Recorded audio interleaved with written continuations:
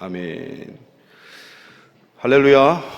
오늘 새벽에도 오늘 하루도 하나님께서 여러분들을 보호해 주시고 복 주시고 은혜와 평강 주시기를 원합니다. 오늘 말씀 사도행전 18장 말씀 나누겠습니다. 사도행전 이제 18장은 바울의 3차 선교 여행을 담고 있습니다. 우리 한번 1, 2절 다시 한번 읽겠습니다. 시작.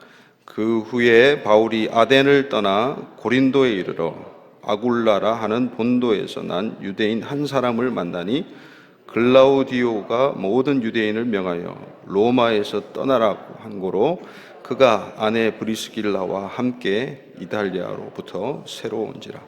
바울이 그들에게 가매.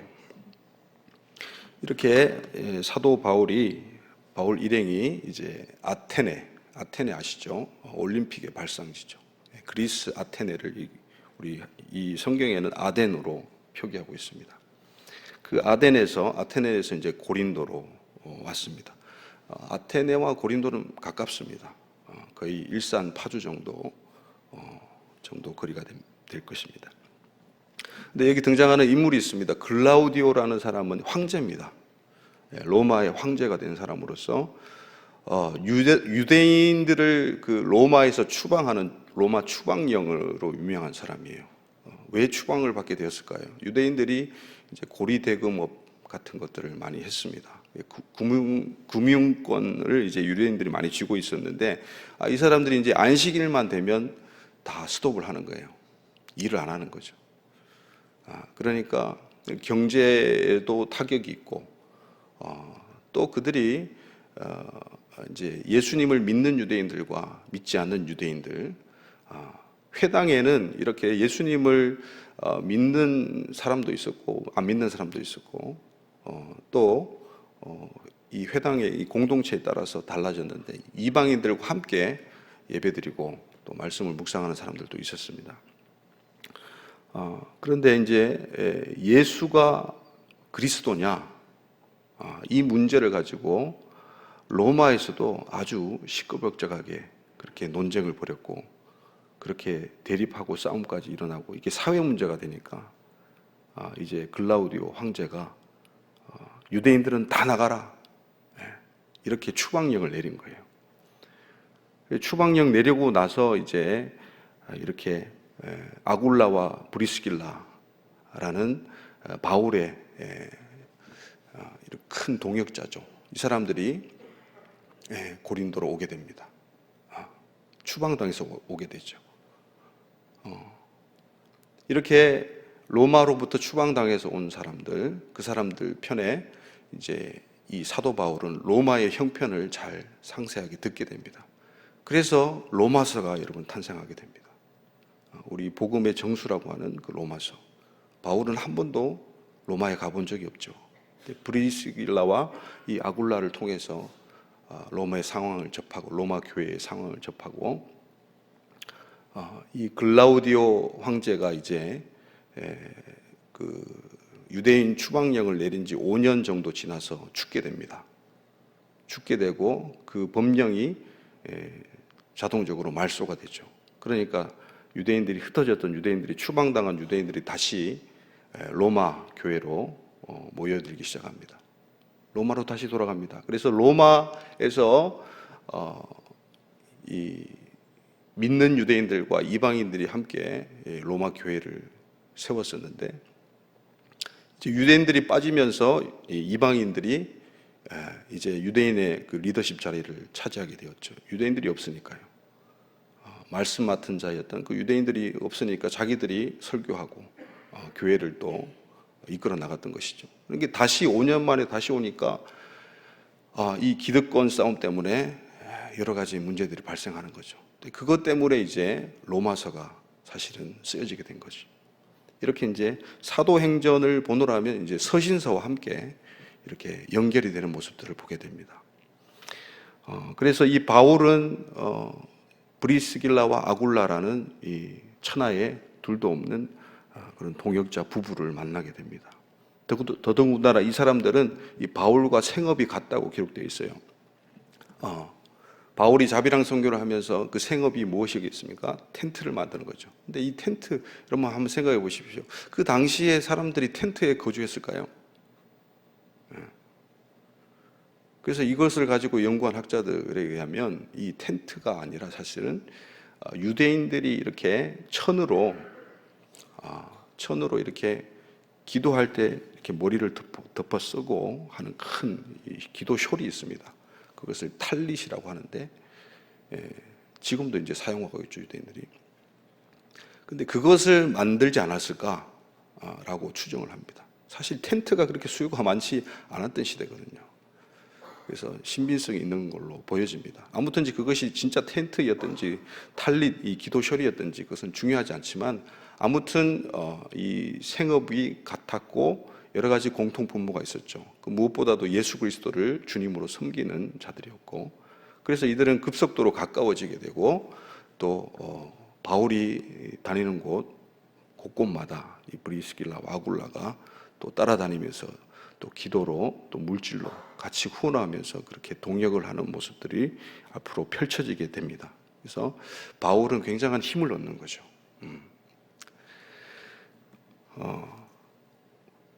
이 로마서 16장 우리 3절 4절 준비되셨나요? 예, 한번 읽어보겠습니다. 시작.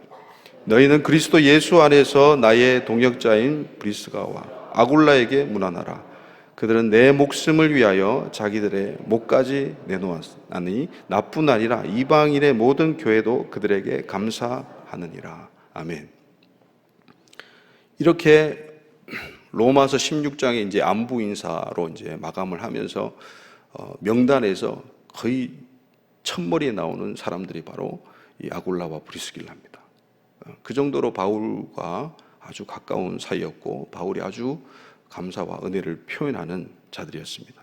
이 사람들을 어떻게 표현합니까? 그들은 내 목숨을 위해서, 자기 목숨, 이제 바울의 목숨이죠. 바울의 목숨을 위해서 자기들의 목까지 내놓았다. 이런 표현들. 어느 정도 헌신했는지를 우리가 가늠할 수 있습니다. 이렇게까지 표현할 정도로 그들은 생명을 나눈 동역자였고 동지였고 한 그리스도 안에서 한 공동체였음을 우리가 알 수가 있습니다.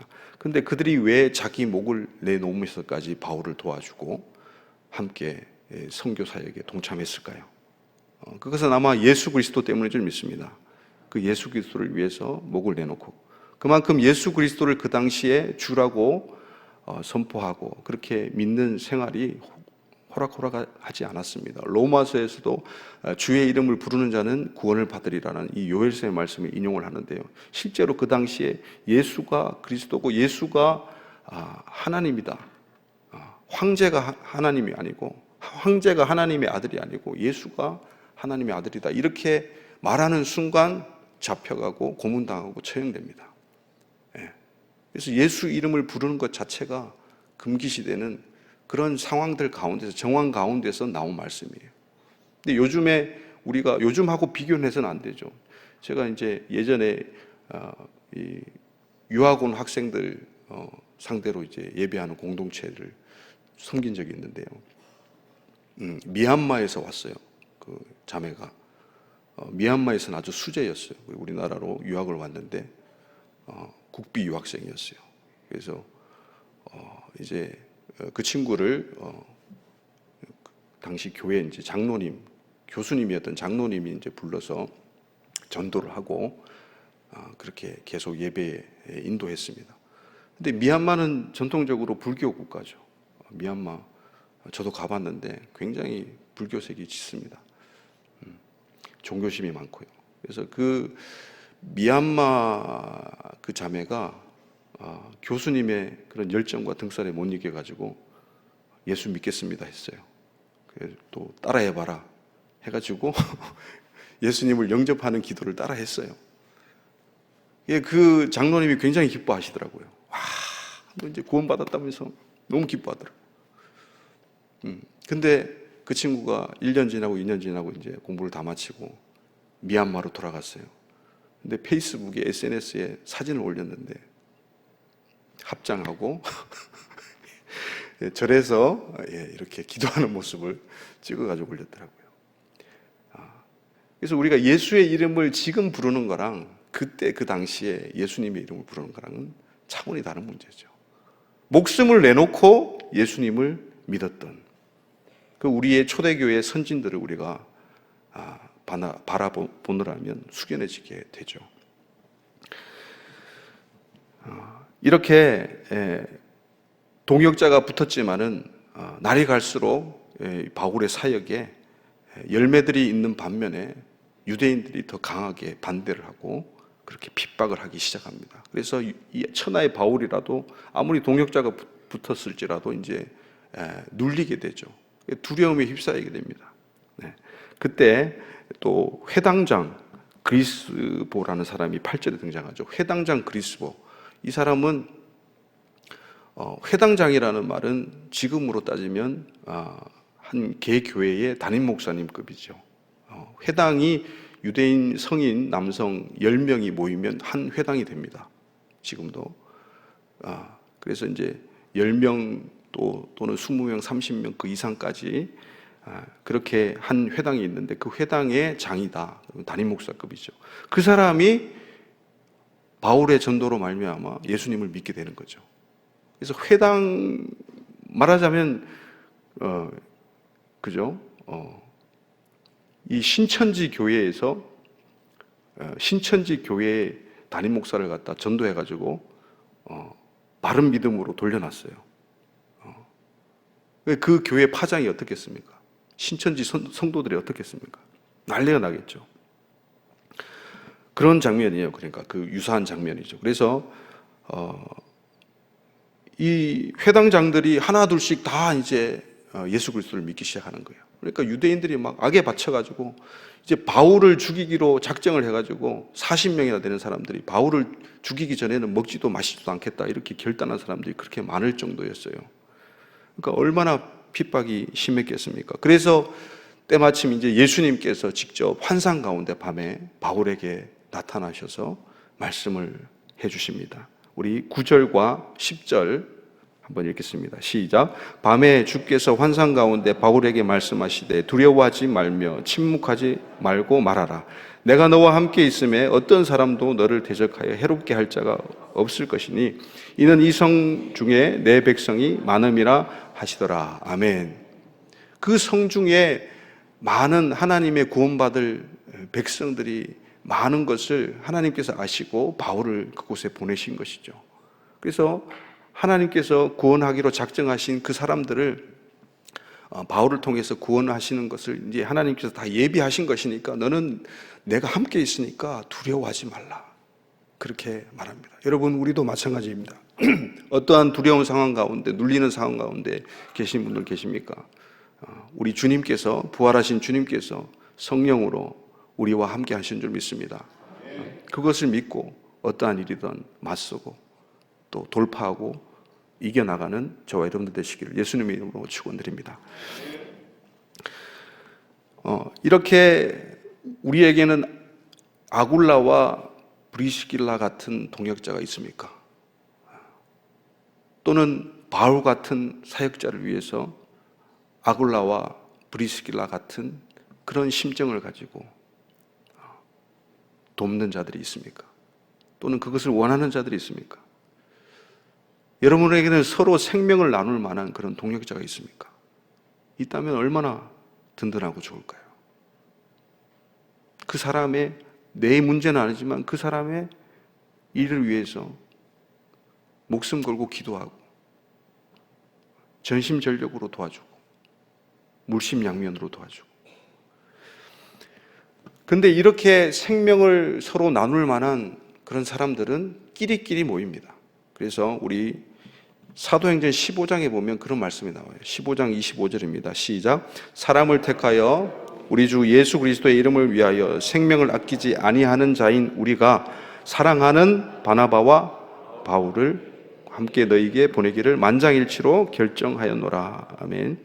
여기 보시다시피 초대교회 장로들과 사도들이 선교사를 이제 파송하기로 합니다. 안디옥 교회에서 바나바와 이 바울을 청거하고 그렇게 이야기하면서 그들 앞에 붙이는 수식어가 무엇입니까? 예수 그리스도를 위해서, 그리스도의 이름을 위하여 생명을 아끼지 아니하는 자다.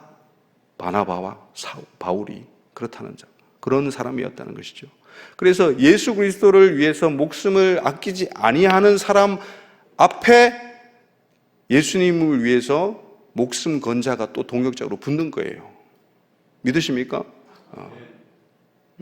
자기한테 그런 동역자 붙여지기를 기도도 하겠지만 자기 스스로가 예수님께 목숨을 거는 자가 되면 그런 사람을 만나게 돼요. 그런 사람들을. 그래서 함께 그런 하나님의 사역들과 선교가 진행되는 것이죠. 이 갈리오라는 사람이 이제 아가야 지방의 이 총독으로 있을 때, 이 아가야 지방이 이제 고린도와 이 아테네를 다 아우르는 지역이죠. 갈리아 지역에, 아가야 지역의 총독으로 갈리오라는 사람이 있을 때에 또 유대인들이 격분하여서 일어나게 됩니다. 바울을 대적하게 되죠. 그래서 법정으로 끌고 가게 됩니다. 그래서 이 사람이 바울이 지금 율법을 어기면서 하나님을 경외하라고 이렇게 모순되게 가르친다, 이러면서 이제 난리가 난 거죠. 그때 갈리오가 어떻게 이야기합니까? 이 바울이 무슨 부정한 일이 있거나 불량한 행동을 했으면 내가 관계하겠는데, 이것이 너희의 언어라든지 이름이라든지 너희의 법에 관련된 것이라면 나는 손 떼겠다. 그것은 너희끼리 알아서 해라. 이렇게 방관을 합니다. 그랬더니 어떻게 합니까?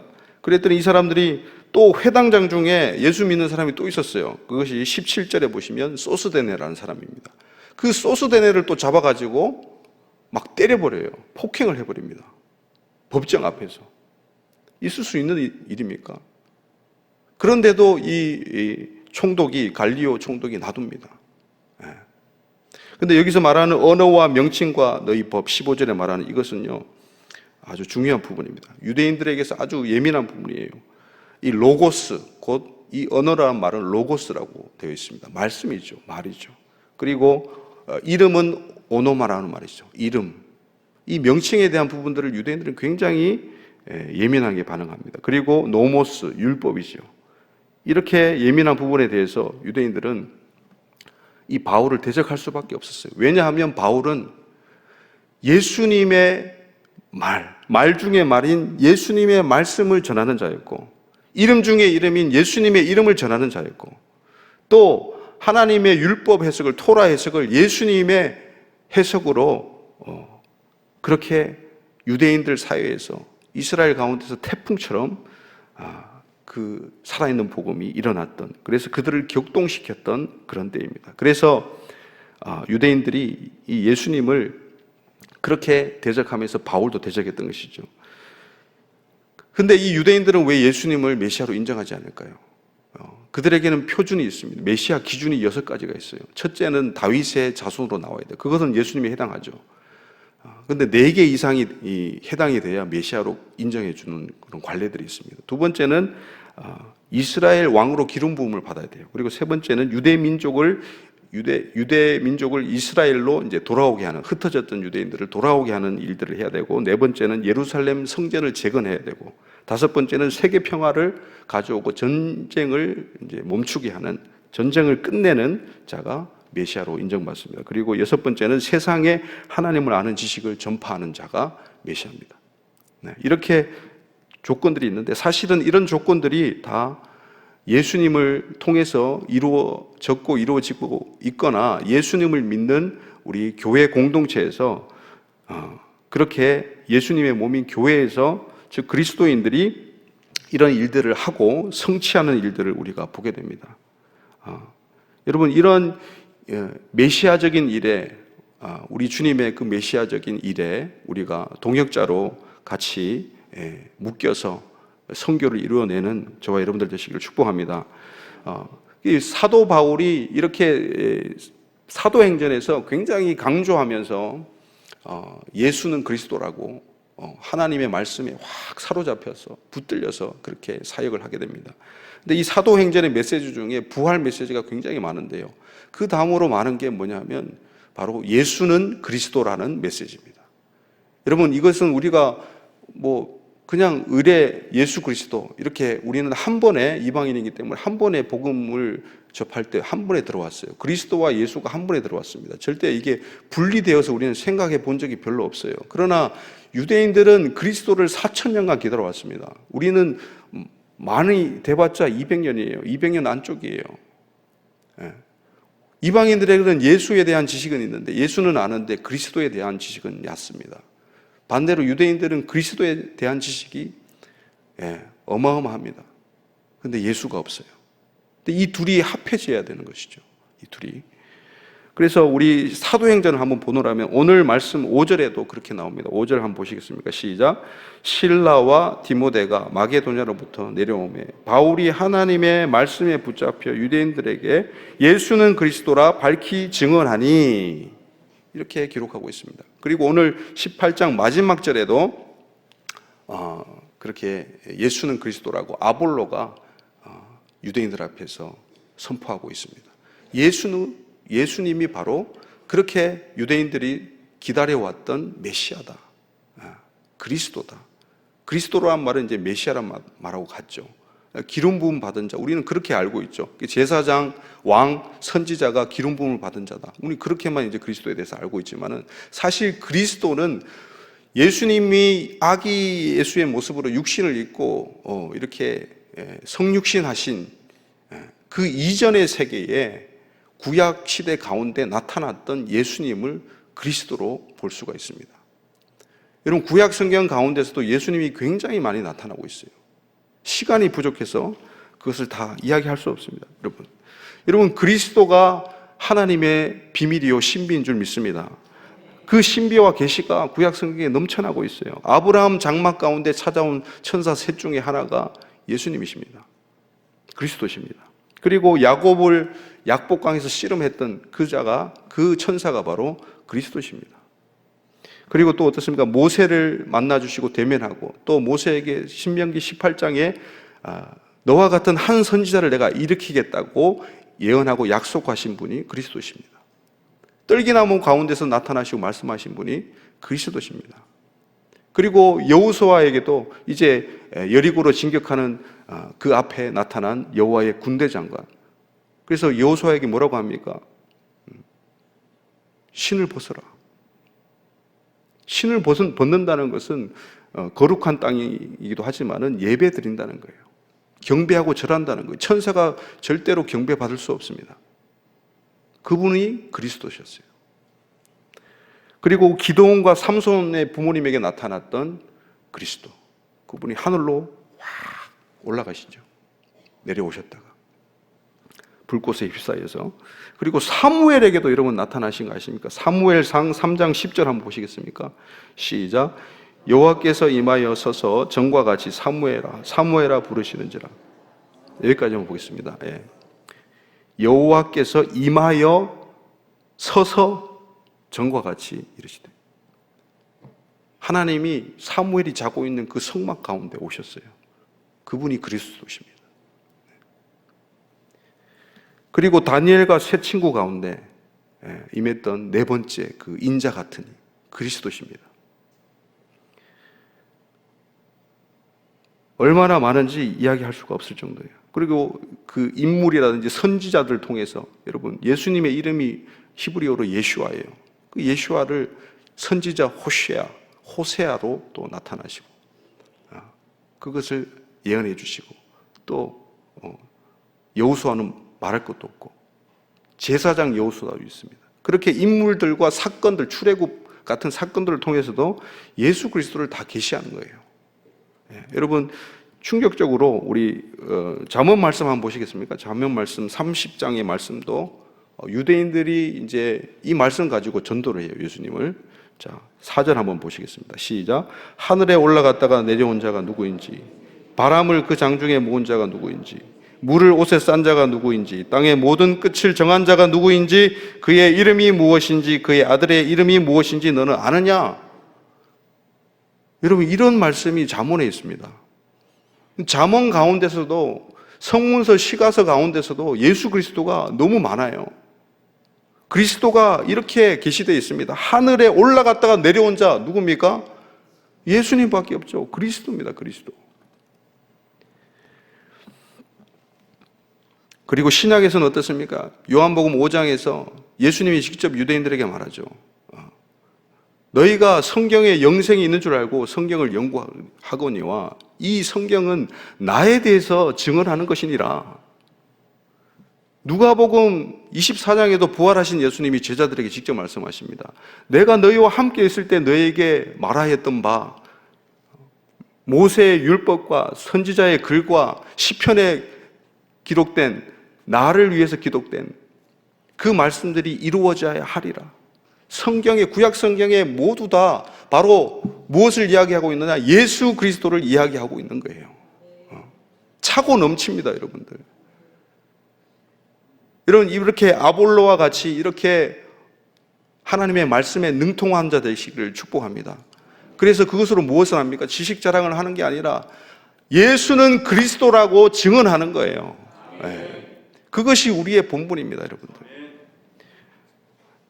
그래서 이 브리스길라와 아굴라가 이제 26절에 보면 이 성령을 아직까지 안 받은 요한의 세례만 알고 있는 아볼로가 그래도 예수님에 대해서 너무 잘 아니까 전합니다. 근데 그 아볼로를 데려다가 또 바울에게 이제 배웠던 그 제자로서 브리스길라 아굴라가 이 천하의 똑똑한 사람인 이 아볼로를 또 가르쳐 줍니다.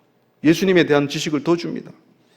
그래서 이 아볼로가 어떻게 이야기합니까? 28절 한번 보시겠습니까? 28절 시작. 이는 성경으로서 예수는 그리스도라고 증언하여 공중 앞에서 힘있게 유대인의 말을 이김이러라. 아멘. 그 말쟁이들, 그 논리적인 유대인들을 이겨버렸어요. 할렐루야.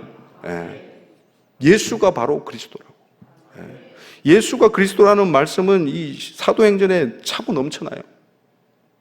이것이 사도행전의 중심적인 메시지입니다. 이 다 준비해 왔는데 다 읽을 수가 없어요. 시간이 돼가지고. 여러분, 하나님의 말씀에 사로잡히기를 축복합니다. 하나님의 말씀에 능통한 자 되시기를 축복합니다. 여러분, 말씀이 있어야 기도가 올바로 됩니다. 말씀을 가지고 기도해야 됩니다. 그리고 말씀이 있어야 은사들을 제대로 활용할 수 있습니다. 말씀이 있어야 제자로 성장할 수 있습니다. 말씀이 있어야 교회가 든든해집니다. 교회에서 말씀 빼면 무엇이 남겠습니까? 예배에서 말씀 빼면 무엇이 남겠습니까? 결론입니다. 여러분, 바울에게 디모데 외에도 이렇게 아굴라와 브리스길라 같은 이런 동역자들이 붙여졌습니다.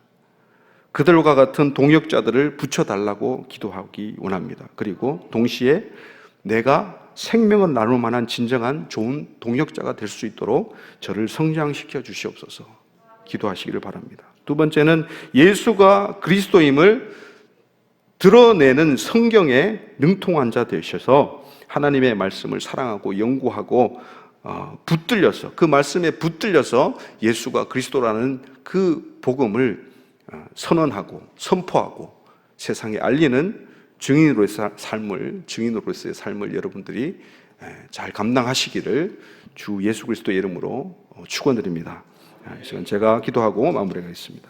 하나님 아버지 감사합니다. 사도행전 18장에서 우리는 바울의 선교 사역들을 보게 됩니다.